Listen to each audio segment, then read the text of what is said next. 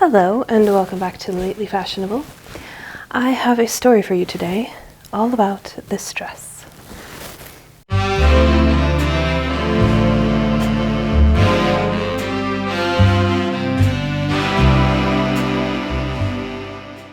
So I originally started making this dress back in 2019, and it was before I had started my YouTube channel, so I do not have any video footage or even any photos of making this dress. I had kind of stopped making my blog, so I didn't take pictures to blog about. And like I said, I had not yet started my channel. So I did not document or record making this gown at all, unfortunately.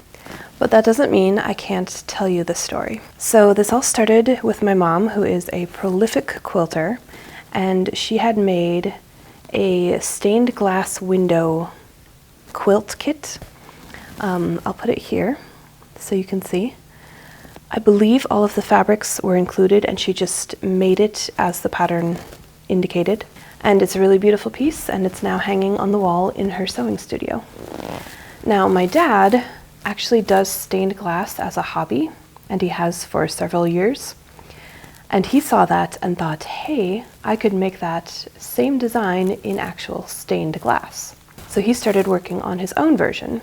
And while he was in the process of making that, my youngest sister Gretchen was home visiting my parents for the weekend and saw both my mom's finished wall hanging quilt and my dad's in progress stained glass window, I guess you would say. And she thought that was really cool, seeing the same design done in two different materials.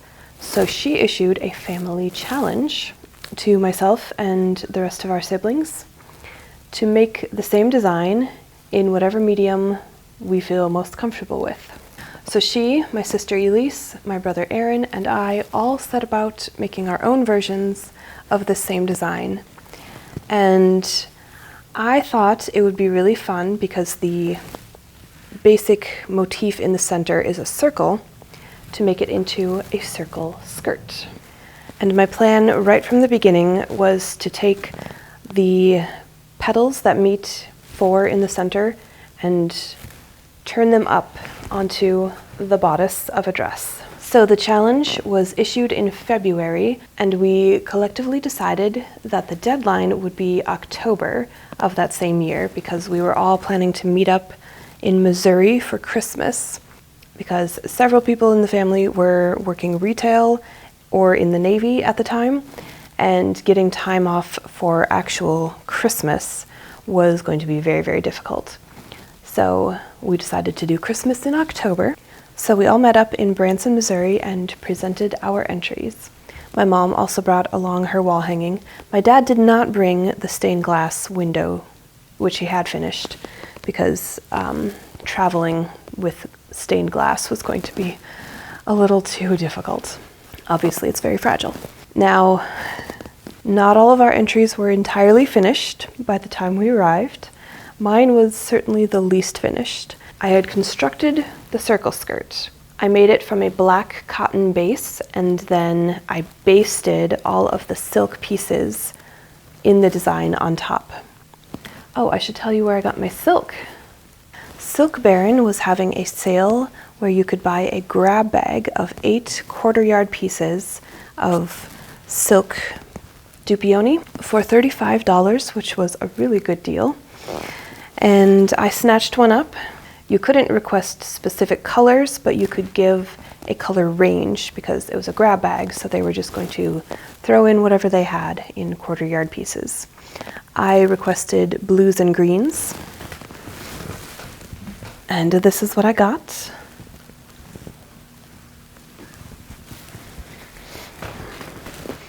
I was extremely happy with all of these colors, and I think they go really well together in the stained glass motif.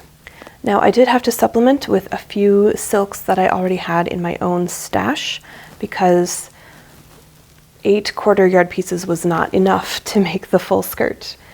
For one thing, there are 1, 2, 3, 4, 5, 6. There are 6 different sections of color, and of course, the largest pieces I could only get 2 of each color. So I alternated the petals in the center. And then I got 4 of these. And as you move outward on the circle, of course, you need more and more of the same piece. So I alternated colors on this section as well. This one is also alternating. And the final one at the bottom. The fabrics I added in are the white and this dark teal color. And all the rest were in that grab bag. 1, 2, 3, 4, 5, 6, 7, 8. So I had my fabric, which I ordered in July, and then I needed to blow up the pattern to get it to circle skirt size because it was originally, I think, a 20 by 20 inch square wall hanging. And we were each given just a photocopy of the front cover of the pattern. So we had the design to work from, but not an actual pattern. So I really did a lot of math for this project. I did a lot of measuring. I made a grid. I graded it up to the size that I would need for a circle skirt to fit my waist circumference. And then I traced all of the pieces onto newsprint. I did a quarter of the circle so that I would have the full design and cut out all the pieces from there. And once I had the paper pattern, I could then cut all of the pieces.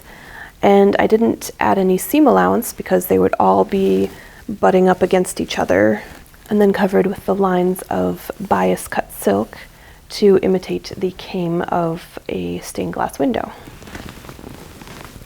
Now, I had always planned for the bodice of the dress to be black. I knew exactly which pattern I wanted to use. I actually made the same pattern in 2020 when I made this silk cocktail dress, and I loved it so much. I knew I definitely wanted the contrast revers at the back. So that was always part of my plan.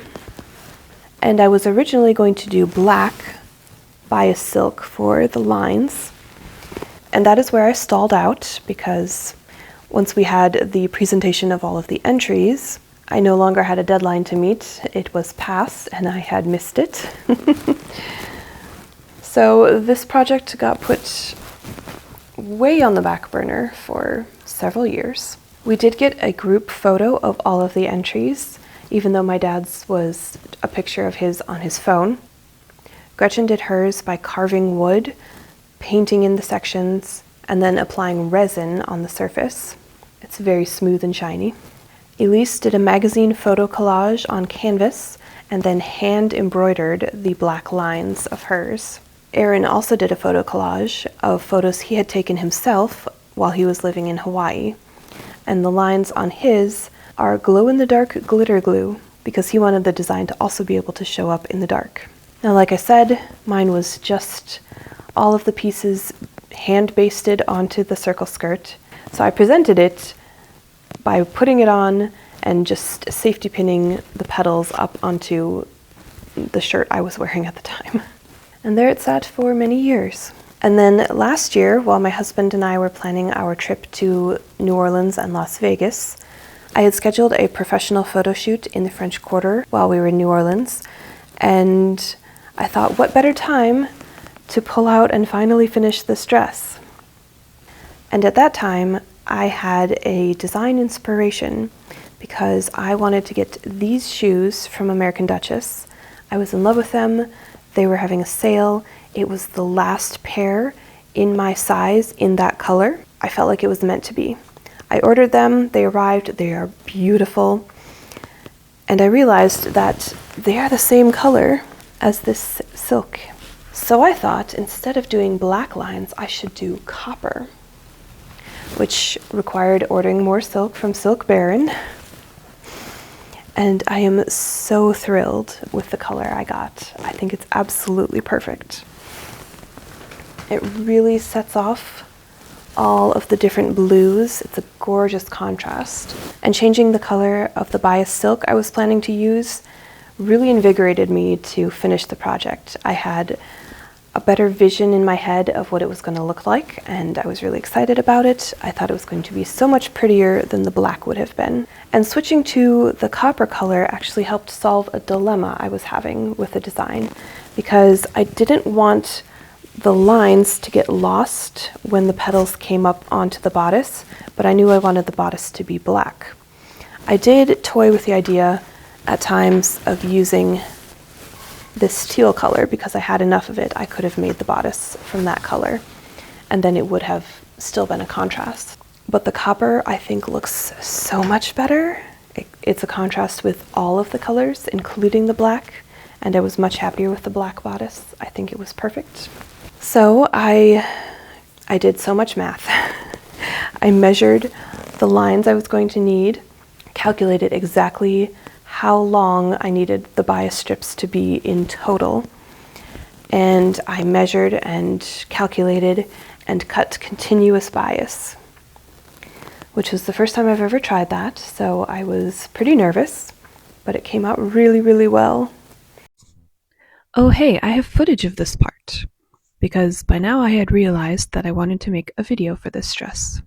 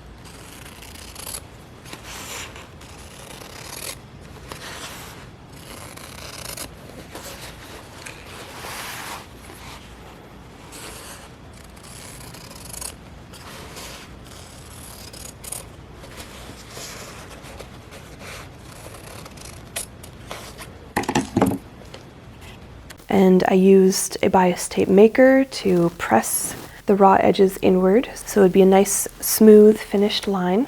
And I started hand sewing all of the bias tape on the skirt. And I was sewing it all the way on the drive up to Vermont to drop off the kids with their big brother and his spouse so that we could go on our vacation child-free, which was amazing.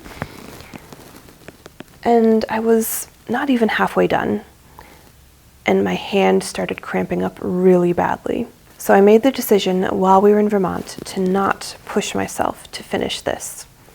And I pivoted to a different dress for the photo shoot, which I was really happy with, and I love all of the photos that I got. And I decided that I would finish this for another event sometime in the future. I don't know what that event is yet, but I have finished it. I realized this year that all of my siblings and I would be together at my parents' house this past July for the July Jubilee Parade, which my brother was driving his newly restored classic car in the parade. And I messaged everyone and I said, hey, can you bring your stained glass project to Lake Mills? Because then I could get footage of all of the entries together. So now I had another deadline. So it was a tedious process of pinning every line one at a time because they all overlap each other. And I tried to do the largest possible piece I could do at a time. And once I had one pinned, then I could sit and hand sew. I did a lot of hand sewing while watching TV. And I was sewing it on the drive out to Iowa. I was sewing it during the parade. I finally, at one point, switched to basting the lines on and taking out all of the pins, which did make my life easier because I kept poking myself with the pins, as you can imagine. And then I could always come back and really finely finish the edges at a later time. So while I was still in Iowa at my parents' house, I did finish basting all of the lines, so I was able to put it on and model it, show it off a little bit, and get some video footage of my dress with all of the entries. And they are all so cool. It was really fun to see them all in person again because it had been several years. We all still have them. I think that's really cool. And it was such a fun family group project. Well, individual project, but all together. In case you're wondering, we did declare a winner of the challenge. I believe we had 2 winners. We had a panel of judges, which was my mom, and then the 3 significant others of us siblings who were not participating in the challenge. And I believe they chose my dad's stained glass version as the judge's choice. And then all of us participants voted, and my sister Gretchen got people's choice. I believe mine got knocked down several points for being extremely unfinished, but that's okay. It's finished now, and I'm so happy with it. So now I just need to find an occasion to wear this, other than, taking some pictures in front of my house. But I will leave you with some gorgeous footage that I got at sunrise this morning, because I really wanted to show off the silk in the best possible light. So enjoy.